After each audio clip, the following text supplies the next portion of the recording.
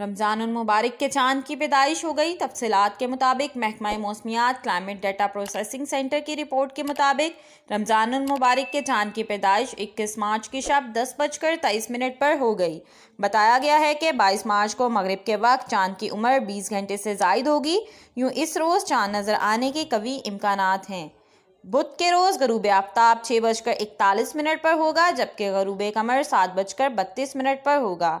यूँ गरूब आफ्ताब के बाद 51 मिनट तक चांद नज़र आने का इम्कान मौजूद रहेगा।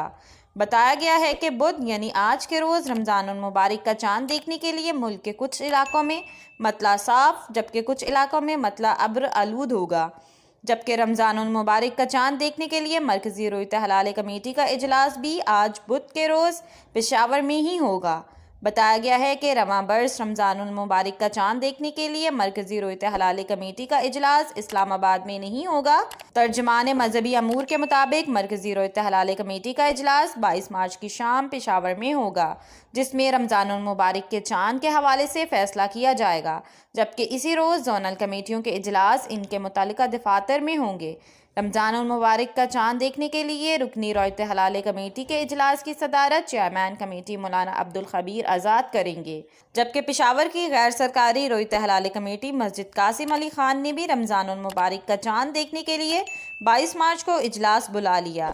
इजलास की सदारत मुफ्ती शहाबुद्दीन करेंगे। ताहम महकमा मौसमियात ने कहा है कि पेशावर में बुध को मतला जुज़वी अब्र आलूद रहने का इम्कान है, इसलिए पेशावर में चांद नज़र आने के इम्कानात बहुत कम हैं। प्लीज़ हमारे वीडियो को लाइक कीजिएगा, चैनल सब्सक्राइब कीजिएगा और बेल आइकन को क्लिक करना मत भूलिएगा ताकि मज़ीद मालूमात का सिलसिला आप तक जारी रहे।